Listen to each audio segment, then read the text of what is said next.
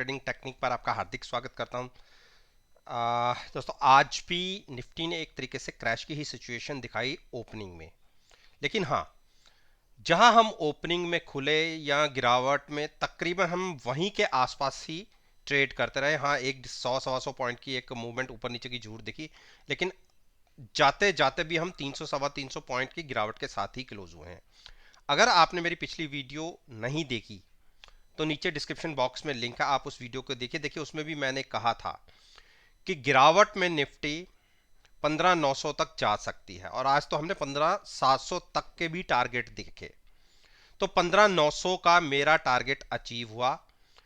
जब मैंने आपसे तकरीबन हफ्ते पहले कहा था कि 16,000 ब्रेक होता है तो 15,900 पे एक बाइंग दिख सकती है, और जबकि मैं 17,800 से आपको कहता हुआ आ रहा था कि 16,000 के टारगेट दिखेंगे, तो वो टारगेट भी अचीव हुआ। जहां मैंने बाय करना था वो भी पॉइंट मिल गया मुझे 15,900 का। हाँ, उसके नीचे 200 पॉइंट और गिरे, लेकिन हमने जो अपनी बाइंग हमारी थी वो, जो मैंने 15,900 के आसपास बाय करनी थी, और वो ट्रेड हमें देखने को भी मिल गया। ओपन हम 15,885 के आसपास हुए और ज्यादा उसके ऊपर नहीं गए। 926-27 तक ही हमने हाइज देखे, क्योंकि मैंने 900 के आसपास का एक पॉइंट रखा हुआ था जहां मुझे बाय करना है। आज आप ये समझ के चलिए मैंने हाईएस्ट पॉइंट पर ही बाय किया है, जबकि उसके बाद भी निफ्टी तकरीबन 200 पॉइंट, 200 भी क्यों, हाँ 200 पॉइंट के आसपास नीचे भी ट्रेड करती रही। क्योंकि मेरी पोजीशन हेज होती है तो इसलिए मुझे चिंता नहीं होती, और मेरा टारगेट निफ्टी का भी आ गया जो पीछे मैं चूक गया था, क्योंकि 16,134-35 से वापस घूम गया था निफ्टी, और हमने 600-700 तक के टारगेट देख लिए थे। इस बार हमने वो प्राइसेस बाइंग का पकड़ लिया और बाई कर भी लिया है। लेकिन अब यहां से क्या टारगेट बनते हैं, देखिए अभी भी हमारे मार्केट के सेंटिमेंट्स बहुत वीक हैं, और मैंने आपसे जैसे कहा हुआ है कि अगर आप बाय भी करना चाहते हैं तो ओवरनाइट अगर पोजीशन कैरी करनी है तो नेकेड पोजीशन बाय मत कीजिएगा, हैज रखते हुए अपनी पोजीशन को ही आप क्रिएट कीजिएगा। और क्योंकि मैं इन लेवल्स पे शॉर्ट को रिकमेंड नहीं कर रहा, उसका रीजन, जो अगर आप आरएसआई निफ्टी की देखेंगे तो वो भी 30 के आसपास ट्रेड कर रही है। यहां से केवल और केवल निफ्टी को एक पॉजिटिव ट्रिगर चाहिए 400 से 500 पॉइंट की एक जंप के लिए। और जैसा आज की मार्केट गिरावट का रीजन क्या था, उसका रीजन यह था कि यूएस और यूरोपियन कंट्रीज ने कहा कि हम ऑयल प्राइसेस और गैस के ऊपर भी हम सैंक्शंस रिकमेंड करेंगे रूस के लिए। तो आप सभी जानते हैं ऑयल के अंदर या गैस के अंदर 20% जो वर्ल्ड का ऑयल या गैस है वो रूस प्रोवाइड कराता है। आप देखिए सप्लाई कम हो जाएगी, डिमांड ज्यादा होगी। उसी का इंपैक्ट हमें देखने को मिला कि मॉर्निंग में क्रूड $130 पर बैरल पर भी ट्रेड कर रहा था, और हमारी करेंसी आप देखिए 1.5 से 1.25% तक गिरावट के साथ भी ट्रेड कर रही थी। आज हमने 80-85 पॉइंट की गिरावट अपनी करेंसी के अंदर देखी। रुपीस टर्म की बात करूं तो उसका इंपैक्ट हमारी स्टॉक मार्केट में बहुत गहरा हुआ, और हम एक बड़े गैप डाउन के साथ खुले। हो सकता है कि आज, क्योंकि यूपी के इलेक्शंस की आखिरी डेट है, आज शाम को पेट्रोल प्राइसेस या ऑयल के प्राइसेस में आप 20 रुपए तक का भी जंप देख सकते हैं इलेक्शंस के बाद, आज के दिन में ही। तो उसका भी इन्फ्लेशन पर बहुत गहरा इंपैक्ट होता है, और जिससे हमारी करेंसी डेप्रिशिएट होती है। तो ये सारे नेगेटिव ट्रिगर्स थे मार्केट को गिराने के लिए। हाँ, मैं यहां से, अगर आप बाइंग नहीं करना चाहते कोई दिक्कत नहीं है, लेकिन मैं यहां से शॉर्ट की रिकमेंड बिल्कुल नहीं करूंगा कि आप यहां से कोई शॉर्ट पोजीशन ले। हमने भी डिप पर बाइंग ही की है।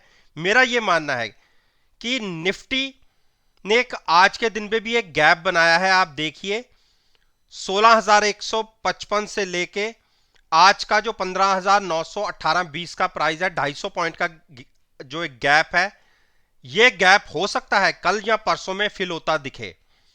तो मैं इन लेवल्स पे इसलिए शॉर्ट की आपको एडवाइस नहीं करूंगा। जो ज्यादा ही श्योर होके चलना चाहते हैं तो निफ्टी जब तक 16,450 के ऊपर क्लोजिंग नहीं देखी, लॉन्ग को अवॉइड कीजिए।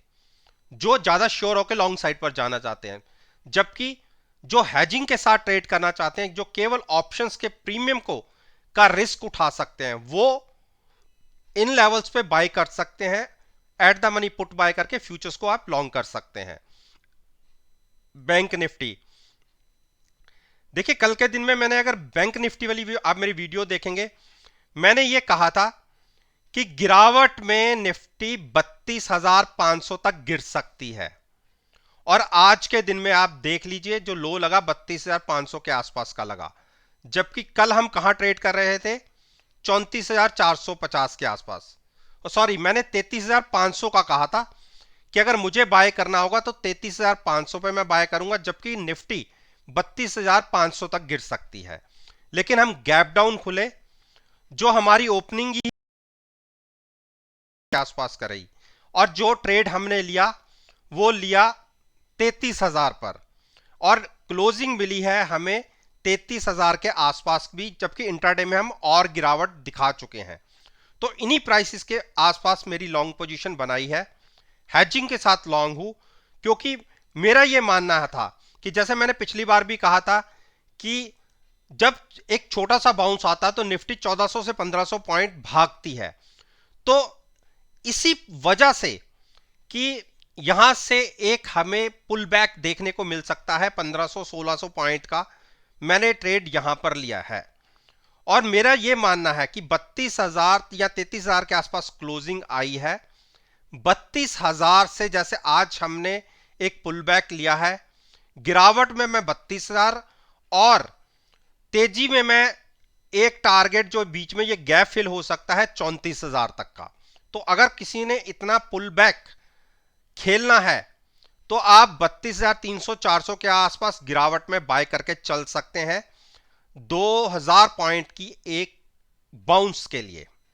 तो ये ट्रेडिंग क्राइटेरिया रहेगा बैंक निफ्टी को ट्रेड करने का। डिप पर बाइंग 1500-1600 पॉइंट के लिए एक तेजी के लिए, और पोजीशन हैजिंग होना बहुत जरूरी है। Option at the money put buy करके साथ में फ्यूचर्स को लॉन्ग कीजिएगा अगर आप इसको ट्रेड करना चाहते हैं। ऑप्शन बाय करके या कॉल बाय करके ट्रेड मत कीजिएगा, क्योंकि इलेक्शंस भी हैं और मार्केट में एक नेगेटिव न्यूज बहुत ज्यादा आ रही है, इसलिए विक्स का रेट काफी है। तो जैसा कि हम एक्सपायरी के आसपास ट्रेड करेंगे, अगर हम वहां पर भी ट्रेड करते रहे या घूमते रहे 200-300 पॉइंट के दायरे के अंदर, तो भी प्रीमियम बहुत तेजी से डिके होगा और आपको नुकसान हो जाएगा। तो देखभाल कर ही ट्रेड कीजिएगा। HUL देखिए, HUL आप सभी जानते हैं कि मैं इसमें बुलिश था और हमने नीचे के प्राइसेस पे बाय भी किया है। मैं और फ्रेश यहां से लॉन्ग करने के लिए थोड़ा सा अवॉइड करूंगा। मेरा यह मानना है कि फ्रेश पोजीशन आप तभी लें जब 2-3 दिन प्राइस एक ही रेंज के आसपास कंसोलिडेट करे। ऐसी बड़ी नेगेटिव साइड की कैंडल्स नहीं होनी चाहिए। मेरे पास भी यहां पर पोजीशन बनी हुई है और उसमें मैं हेज हूं, फ्यूचर्स बाय है, पुट को बाय कर रखा है साथ में एट द मनी हेज करने के लिए यहां पर बाय किया था, और अब पुट में प्रॉफिट आ रहा है और फ्यूचर में उससे थोड़ा सा एक्स्ट्रा नुकसान है। अगर मैं यहां पर भी अपनी पोजीशन को नीचे शिफ्ट करता हूं तो भी आप मेरी एवरेज तकरीबन ये मान के चलिए 2,000 रुपए के आसपास की आएगी, और क्लोजिंग मिली है 1945, तो कोई बहुत बड़ा नुकसान नहीं है। हैजिंग का यही बेनिफिट रहता है और आपको कोई भी अनलिमिटेड लॉस के लिए आप प्रोटेक्टेड रहते हैं। तो लंबा नजरिया यहां से थोड़ा सा और झटका झेल सकते हैं तो ही बाय कीजिएगा, अदरवाइज आप 2150 के ऊपर बाय कीजिएगा। रिलायंस में हमने 2250 पर पहले भी ट्रेड लिया था, और मैंने जब ये उसके बाद कैंडल बन गई थी मैंने कहा था गिरावट में आपको फिर से 2300 और 2250 के आसपास के रेट मिल सकते हैं। और देखिए आज हमने फिर से 2250 के नीचे के रेट लगा दिए, किसी ने नहीं लिया तो भी दिक्कत नहीं है, ये प्राइस आपको फिर से कल या परसों में देखने को मिल जाएगा। मेरे हिसाब से लंबा नजरिया है तो यहां से बाय करना बनता है, बहुत अच्छा स्टॉक है, हैजिंग के साथ आप लॉन्ग कर सकते हैं। ऐसा नहीं है कि ये स्टॉक आपको बहुत बड़ी कोई गिरावट दिखाए, लंबा नजरिया हो तो आप बिल्कुल यहां से लॉन्ग करके चल सकते हैं। एचडीएफसी बैंक, देखिए एचडीएफसी बैंक में मैंने 1460 पर एक ट्रेड लिया हुआ हैजिंग के साथ, और एक ट्रेड मैंने आज लिया है लॉन्ग साइड पर, और एक पुट बाय करके मैंने एक फ्यूचर यहां से बाय किया है, एक पुट और एक फ्यूचर मेरा 1460 से बाय है। और अब आप देखिए मेरी एवरेज कितनी नीचे की हो गई, और अगर यहां से मुझे बाउंस दिखता है एचडीएफसी बैंक में, और जिसकी मैं उम्मीद करके चल रहा हूं क्योंकि हाईली ओवरसोल्ड है, 27 की आरएसआई के साथ ट्रेड कर रहा है, तो यहां से एक जंप आपको 1400 तक का तो दिख सकता है। अगर मार्केट में हल्की सी भी रिवर्सल आता है तो 1400 के आसपास तो मैं वैसे ही बहुत अच्छे प्रॉफिट में एग्जिट हो जाऊंगा, क्योंकि जो मैंने 1320 के आसपास ट्रेड लिया है आज, उसी में 80 पॉइंट मिलेंगे और फ्यूचर्स में उतने लगेंगे नहीं। तो दोनों स्टॉक्स अगर मैं एग्जिट करना चाहूंगा तो बहुत अच्छे प्रॉफिट के साथ एग्जिट हो जाऊंगा। तो जिसका लंबा नजरिया हो, मार्च एक्सपायरी कम से कम, वो हेजिंग के साथ यहां से लॉन्ग पोजीशन ले सकता है। इंडस बैंक, देखिए इंडस बैंक को हमने 880 के नीचे बाय किया था, मैंने 880 पर बाय किया था और साथ में पोजीशन पुट बाय की थी, और मैंने आपसे यह कहा था कि 840 और 860 के बीच में मिले तो फ्रेश बाय भी कर सकते हैं, और जो पिछला लो लगा था उसी लो के आसपास स्टॉक गया है, 825 के लो लग गए हैं। जिसने बाय करना हो, देखिए घूमने में मार्केट को रिवर्स होने में थोड़ा टाइम लग सकता है, यहां पे 5-7 दिन का कंसोलिडेशन हो सकता है, इतनी पेशेंस हो तो ही लॉन्ग कीजिए, अदरवाइज अवॉइड कीजिएगा। एचडीएफसी, एचडीएफसी को हमने 2250 के आसपास बाय किया हुआ है, वहां से एक बार स्टॉक ऊपर गया था, हमने एग्जिट नहीं लिया था, उसके बाद फिर से गिरावट आ गई। और जो ये लो है एचडीएफसी का, देखिए ये कब का लो है, जो 20 में, नवंबर 20 में, यानी एक साल से भी ज्यादा के लोज पे चल रहा है एचडीएफसी। वैसे तो स्टॉक नेगेटिव है लेकिन हाईली ओवरसोल्ड है, किसी को 50-60 या 100 पॉइंट के बाउंस के लिए ट्रेड करना हो तो ही यहां से लॉन्ग जाए, अदरवाइज बाइंग का प्राइस है 2300 के ऊपर, अगर 2300 के ऊपर क्लोजिंग मिलती है तो ही फ्रेश लॉन्ग लीजिएगा। अभी स्टॉक तकरीबन वहां से आप ये मान के चलिए कि 170 पॉइंट के आसपास नीचे चल रहा है, तो चॉइस आपकी है। लेकिन जैसा मैंने कहा था कि हम इसको बाय करेंगे, और हमने 2150 पर इसे बाय किया भी है, तो लंबा नजरिया रख के हमने बाय किया है। और हाई से, जो रिसेंटली हाई था 3000, वहां से 900 पॉइंट नीचे मिला है, और दो ट्रेड हैं अब हमारे पास, एक थोड़ा सा ऊपर के प्राइसेस का है, थोड़े नीचे के प्राइसेस का है, और दोनों ही स्टॉक्स में हेज है उसमें। और अगर किसी ने, जैसे मैंने कहा है कि ज्यादा श्योर होकर लॉन्ग जाना चाहते हैं तो वो 2300 का प्राइस है, उसके ऊपर क्लोजिंग मिले तो ही बाय कीजिए। कोटक महिंद्रा बैंक, कोटक महिंद्रा बैंक ने अब एक बड़ी गिरावट दिखाई है, पहले हम कह रहे थे कि 1768 को ये ब्रेक नहीं करता, और उसको ब्रेक किया इसने आज के दिन में, और आज नीचे खुले नीचे गए, और अभी अगर आप इसे लॉन्ग करना चाहते हैं तो मेरे हिसाब से थोड़ा सा रुक जाइए, फ्रेश जिसने पोजीशन लेनी है, हो सकता है कि 1650-60 तक भी ये स्टॉक आपको दिख जाए गिरावट, क्योंकि पहले दूसरे जो बैंकिंग के स्टॉक्स हैं उन्होंने बड़ी गिरावट दिखाई थी, इसमें गिरावट अब आती दिख रही है, तो अब इसको बाय करना हो तो 1650 का प्राइस रहेगा, आप वहां पे बाय कर सकते हैं फ्रेश जिसने लॉन्ग लेनी है। आईसीआईसीआई बैंक, देखिए आईसीआईसीआई बैंक आपको ध्यान होगा, हमने 760 के आसपास, 745 या 760 के आसपास की पोजीशन लॉन्ग बनाई हुई है, और हैजू मैं वहां पर भी, और मैंने ये कहा था कि गिरावट में 700 ब्रेक कर सकता है, 700 के आसपास, और वो भी प्राइस ब्रेक हुआ, और उससे भी नीचे 655 640 तक के भी प्राइसेस देख लिए। ये कल की वीडियो में भी मैंने कहा था 640 और 660 तक के प्राइसेस आ सकते हैं, और देखिए स्टॉक ने एक बहुत बड़ी गिरावट बनाई है, बीच में गैप बनाया है, ये गैप फिल होने के लिए स्टॉक ऊपर जा सकता है।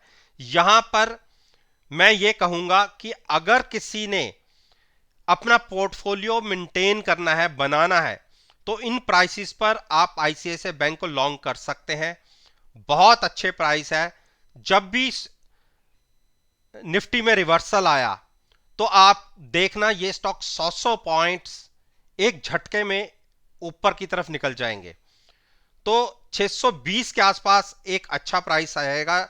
अगर और गिरावट में मिलता है तो फ्रेश किसी ने लॉन्ग करना हो। बाकी जिन्होंने हैजिंग के साथ ऊपर भी पोजीशन बना रखी है, अगर ये स्टॉक 2-3 दिन एक ही प्राइस के आसपास कंसोलिडेट करता है तो अपनी पुट का प्रॉफिट बुक कीजिए, पुट को नीचे शिफ्ट कर लीजिए, क्योंकि फिर यहीं से जो रिवर्सल दिखेगा वहीं से आपका प्रॉफिट शुरू होगा।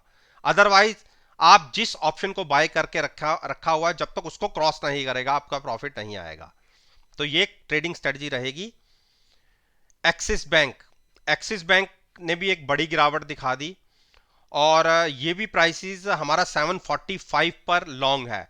आप देखिए, पहले मैंने इसको शॉर्ट करके पैसे बनाए और उसके बाद अपनी पोजीशन को रिवर्स किया 745 के आसपास, और मेरा ये मानना था कि 745 ब्रेक नहीं होगा, लेकिन हुआ।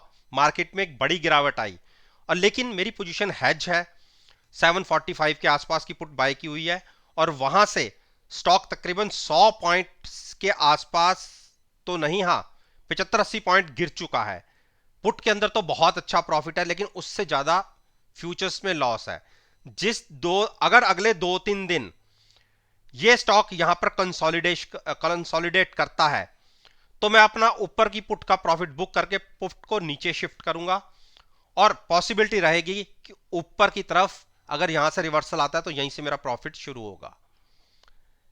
नया लॉन्ग जाना चाहते हैं तो आप देखिए, जहां से हमने ये तेजी शुरू की थी 650 के आसपास, वहां आज ये स्टॉक गिरा वहां तक। आप देखिए, ये ऐसा सिनेरियो 2 बार आ चुका है। एक बार पहले भी हम 865 से 650 तक गिरे थे। वही चीज अब हमने देखी है। पिछला जो 817 का हाई था वहां से हम नीचे गिरे हैं 658-60 तक। तो लंबा नजरिया है, कम से कम अगले 2 महीने का, तो आप यहां से लॉन्ग कर सकते हैं। अदरवाइज शॉर्ट की अब ये मार्केट नहीं है। देखिए, गिरने को गिर सकते हैं और, लेकिन इन लेवल्स पे शॉर्ट करने का मतलब है प्रॉफिट की पॉसिबिलिटी केवल 15 से 20% और लॉस की पॉसिबिलिटी 80%। तो इसलिए बाय नहीं करना, कोई दिक्कत नहीं है, लेकिन यहां से फ्रेश शॉर्ट मत कीजिए। एसबीआई देखिए, एसबीआई में भी 440 से नीचे के भी टारगेट लग गए। आपको ध्यान होगा, हमने इसको 485 के आसपास लॉन्ग किया हुआ है, पुट बाय की हुई है, फ्यूचर्स को लॉन्ग है। अब अगले 2-3 दिन अगर स्टॉक यहीं पर कंसोलिडेट करता है तो पुट को नीचे शिफ्ट करेंगे फिर से। तो अगर किसी ने लॉन्ग लेनी है तो यहीं से एक बार स्टॉक पहले भी घूम चुका है। अब मुझे नहीं पता कि यहां से घूमेगा या नहीं, लेकिन हाईली ओवरसोल्ड है। देखिए, 28 की आरएसआई के ऊपर मैं आपको बिल्कुल नहीं कहूंगा कि आप शॉर्ट करिए। ये प्राइसेस 28-30 से नीचे अगर आरएसआई ट्रेड करती है तो हाईली ओवरसोल्ड होता है स्टॉक। यहां से एक पुल बैक की पॉसिबिलिटी 90 to 95% होती है। तो शॉर्ट करने की बजाय रिवर्सल दिखता है तो आप लॉन्ग करके ट्रेड ले सकते हैं। उस केस में बाउंस में 475 तक के टारगेट आपको देखने को मिल जाएंगे।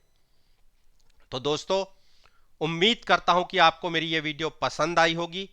वीडियो पसंद आई है तो मेरे साथ मेरे चैनल पर जुड़िए, चैनल को सब्सक्राइब कीजिए और साथ में बेल आइकन का बटन प्रेस करना मत भूलिएगा, ताकि नोटिफिकेशन टाइम से आप तक डिलीवर हो सकें। इस बात के साथ मैं आपसे विदा लेता हूं और एक नई वीडियो के साथ फिर से आपके सामने